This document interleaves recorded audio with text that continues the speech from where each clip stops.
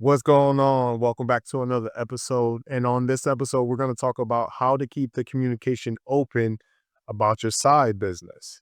When is the right time? When is the wrong time? Let's get into it.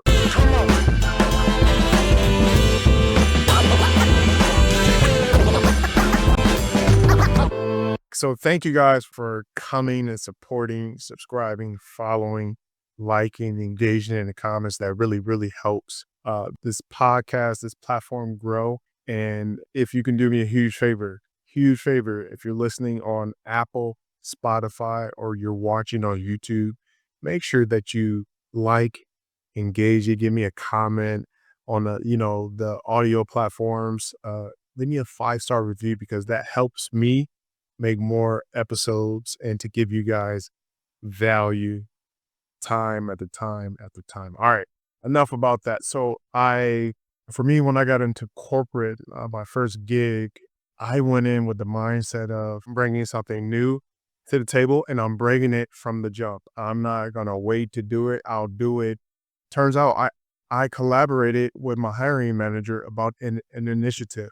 That's a side note. So if you're transitioning into a new position and you want to get in front of your digital business, your coaching, your speaking career, I think first and foremost, you have to be transparent and open, right? And if you're at a leadership role to where you delegate, you're over hundreds of people. At that point, I have a couple clients right now that, it was because it can get kind of tricky a little bit.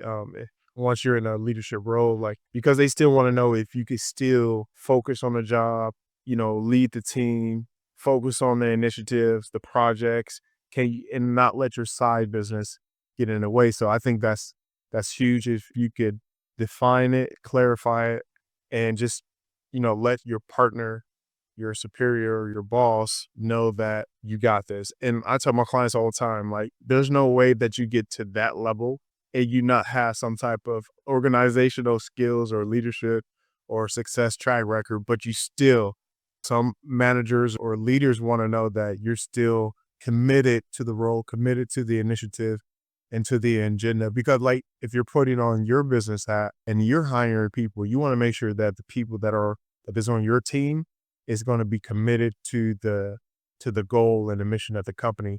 So you have to switch gears. How would I like somebody coming onto my team? Do I want them, do they have a proven track record? Are they focused? Are they going to prioritize this job or this position over what they have going on?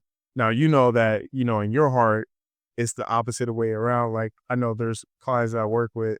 It's like, I can't wait to jump. I can't wait to, increase my revenue, get more gigs, push out these courses to be able to supplement and eventually take over my salary. That's the goal, to live a life with more margins and freedom. But when is the right time to do that? Like, can you let's talk about some tangible steps.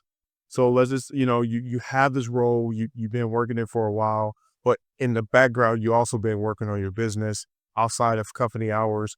Maybe you're doing it on a weekend for a couple hours. Every weekend you're consistent, or maybe it's 30 minutes a day that you're doing it after or before you get into your daily task with your job. So at this point, when you're trying to schedule a right time, make sure that you have your business in order, right? Like, make sure that you're not on any type of improvement programs. Clearly, that's not the right time to do it if you're on some type of performance improvement plan. What do you call it? PIPs? Nah, that's not the right time. So you have to make sure that you're handling your focus when you're at work. Don't be trying to do, you know, don't be trying to do, even though I've done it, but I'm telling you, if you're in that leadership role, focus on the job. Let the main thing be the main thing until the side thing could be the main thing.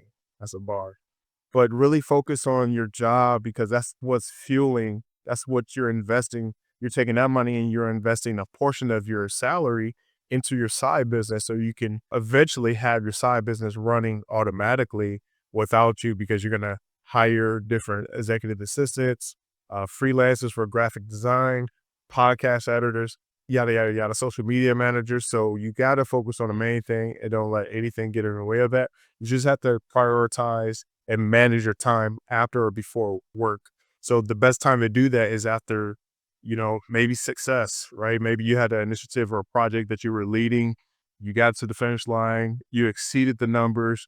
That will be the best time to present it, to not ask for permission, but just make sure that you read the company policy about conflict of interest, check out your NDA, make sure that you're not competing with any of your company's clients. Make sure that yours is far away from the company's business, right? You don't want to do that. So you want to schedule a time right after a win. That's the best time. Or if you're just transitioning into a new role with the company, let them know upfront. That's how, so you can walk with a good conscience, knowing that you're not trying to hide anything.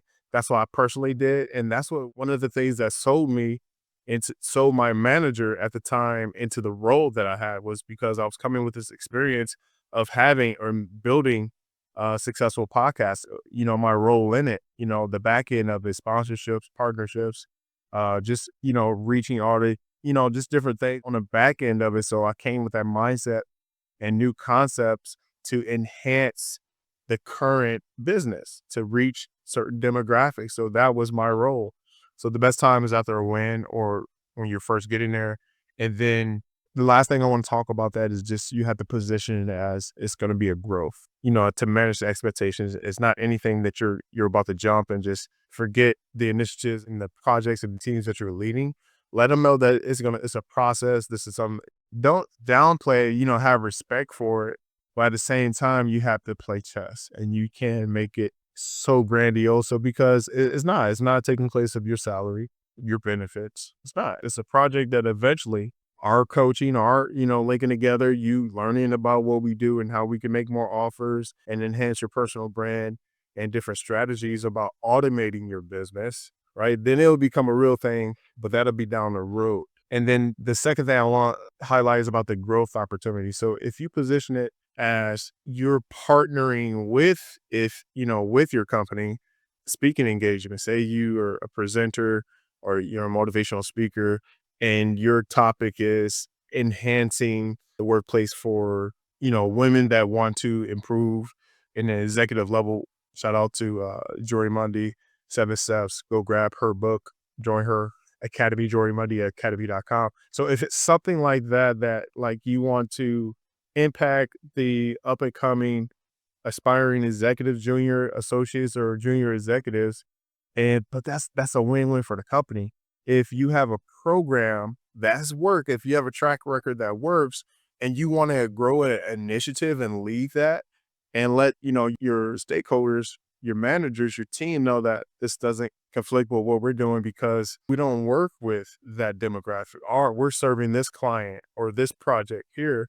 What I'm going to enhance by this target market going through my program is going to enhance them, focus them into being more productive and impactful in their current roles. So if you can position it like that, use different ways to work around it as an enhancement tool, trust me, I've seen it, I've done it personally, and I'm coaching my clients to different strategies on how to word it, that they'll be very accepting of it. You just got to know the timing of it and how to frame it to where it's like it's not intimidating to them, like, or you're not invested. So you got to be careful when you do that. And then the next thing I want to do is the last thing I wanted to address was address concerns from the gate. Come with, like I said, from the jump, you got to have your business in order. You can't be on a pip. You have to over deliver on your role.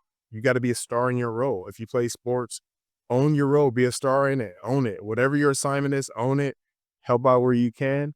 And then you want to, the last topic is address. So when it's like a kid, you had kid, if you're parents of kids, you understand you got three kids, who's, they're different personality. This one is going to be more punctual, upfront. You don't have to be on them about homework.